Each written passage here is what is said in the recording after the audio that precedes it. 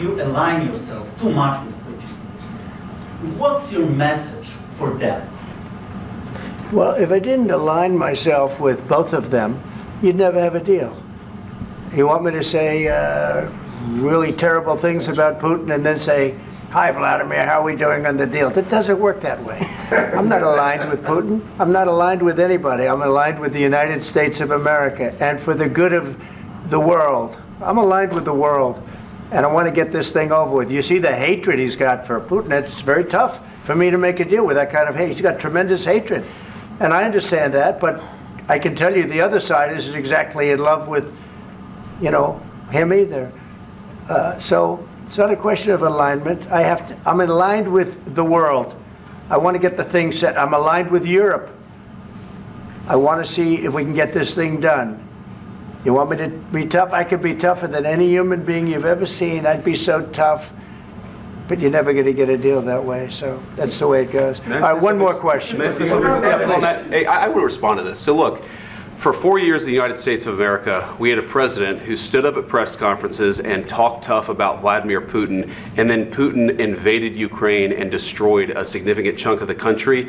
The path to peace and the path to prosperity is maybe engaging in diplomacy. We tried the pathway of Joe Biden of thumping our chest and pretending that the President of the United States' words mattered more than the President of the United States' actions. What makes America a good country is America engaging in diplomacy. That's what President Trump is doing. Can I ask you? Sure. Yeah? Yeah. Okay. So he occupied our parts, big parts of Ukraine, part of East and Crimea. So he occupied it on 2014. So during a lot of years, so I'm not speaking about just Biden, but those time was Obama, then President Obama, then President Trump, then President Biden, now the President Trump, and God bless, now President Trump will stop him. But during 2014, nobody stopped him. He just occupied and took. He killed people. You know what the contact 2015. 2014 and 2014. 2014. Yeah. So I was not here. Yeah, but that's exactly right. Yes, but during 2014 till 2022, yeah, the situation the same. The people have been dying on the contact line. Nobody stopped him. You know that we had conversations with him, a lot of conversation, my bilateral conversation, and we signed with him, me, like a new president. In 2019, I signed with him the deal. I signed with him, Macron and Merkel, we signed ceasefire. Ceasefire. All of them told me that he will never go. We signed him with gas contract.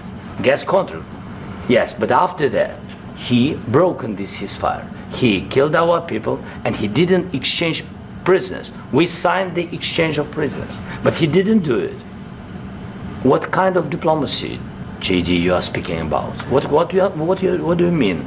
I'm talking about the kind of diplomacy that's going to end the destruction of your country. Yes, but if you Mr. President, with respect, I think it's disrespectful for you to come into the Oval Office and try to litigate this in front of the American media. Right now, you guys are going around and forcing conscripts to the front lines because you have manpower problems. You should be thanking the President for trying to bring an end to this conflict. Have you ever been to Ukraine that you say what problems we have? I have been to. Come once. I've actually watched and seen the stories, and I know what happens is you bring people, you bring them on a propaganda tour, Mr. President. Do you disagree that you've had problems bringing people into your military? And do you think that it's respectful to come to the Oval Office of the United States of America and attack the administration that is trying to prevent the destruction of your country? A lot of questions. Let's start from the beginning. Sure. First of all, during the war, everybody has problems, even you, but you have nice ocean and don't feel now, but you will feel it in the future. God bless. You don't know that. God bless. God bless. You will not have a war. Don't tell us what we're going to feel. We're trying to solve a problem. Don't tell us what we're going to feel. I'm not telling you. Because you're in no position to dictate that. That's Remember exactly this. You're in no position to dictate what we're going to feel. We're going to feel very good. You will feel influence. We're going to feel very good and very strong. You will feel influence. You're right now not in a very good position. You've allowed yourself to be in a very bad position, and he happens to be right about it. From the very beginning of the war. You're not in a good position. You don't have the cards right now. With us, you start having cards. But right now, you don't. You're playing cards. You're playing cards. You're gambling with the lives of millions of people. You're gambling with World War III. You're gambling with World War III. And what you're doing is very disrespectful to the country, this country. That's back to you far more than a lot of people said they should have. Have you said thank you once this entire meeting? No, in this entire meeting, have you said thank you? You went to Pennsylvania and campaigned for the opposition in October. Offer some words of appreciation for the United States of America and the president who's trying to save your country. Please, you think that if you will speak very loudly about the war, you can... He's not speaking loudly. He's not speaking loudly. Your country is in big trouble. Can I Wait a minute. No. You've done a lot of talking. Your country is in big trouble. I know. You're not winning. You're not winning this. You have a damn good chance of coming out okay because of us. Mr. President, we are staying in our country, staying strong from the very beginning of the war. We've been alone, and we are thankful. I said thanks you haven't in been this alone. cabinet. You haven't been alone. In this cabinet. We gave you, through this stupid president, $350 billion. You voted we gave for you your military equipment, and your men are brave, but they had to use our military. Yes. What about if you didn't have our military equipment, if you didn't have our military equipment, this war would have been over in 2 weeks. In 3 days. I heard it from Putin. In 3 days. This is something maybe new. Less. In 2 weeks. Of course, yes. It's going to be a very hard thing to do business like this. Again, I tell you. Just say thank you. I said a lot of times to American people. Accept that there are disagreements, and let's go litigate those disagreements rather than trying to fight it out in the American media when you're wrong. We know that you're wrong. But you see, I think it's good for the American people to see what's going on. I understand, sir. I think it's very important. That's why I kept this going so long. You have to be thankful. You don't have the cards. Thankful. You're buried there. Your people are dying. You're running low on soldiers. Listen, you're running low on soldiers. It would be a damn good thing. And then you tell us, I don't want a ceasefire. I don't want a ceasefire. I want to go and I want this. Look.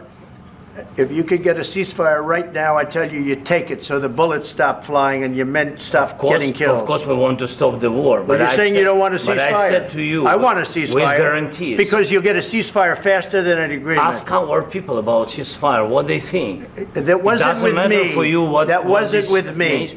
That was with a guy named Biden, who was not a smart person. That was with Obama. It was your president. Excuse me. That was with Obama, who gave you sheets, and I gave you javelins. Yes. I gave you the javelins to take out all those tanks. Obama gave you sheets. In fact, the statement is Obama gave sheets and Trump gave javelins.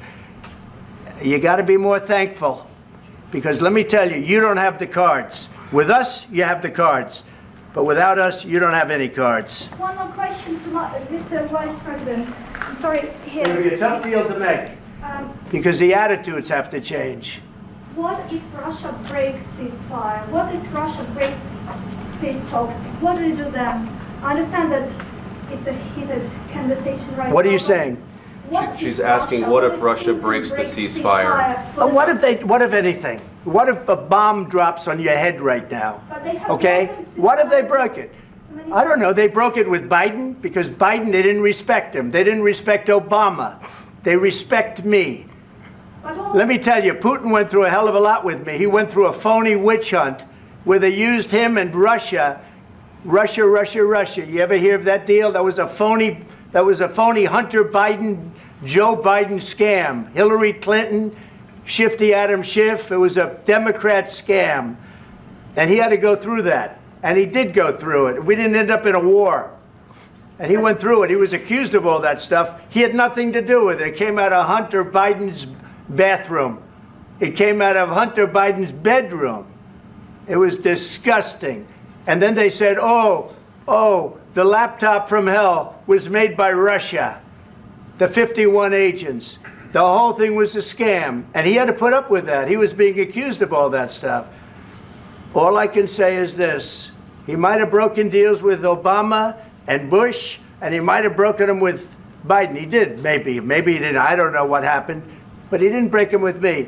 He wants to make a deal. I don't know if you can make a deal. The problem is, I've empowered you to be a tough guy.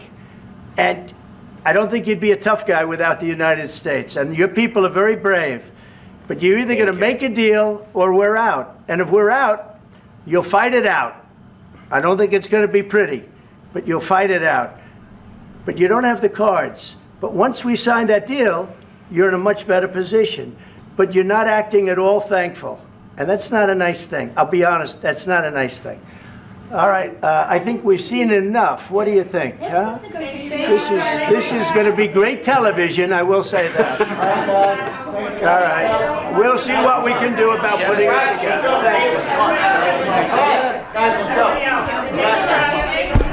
Guys, come on, let's go. We'll see, I don't know. All right, guys. Guys, come on. Please. Hey, come on.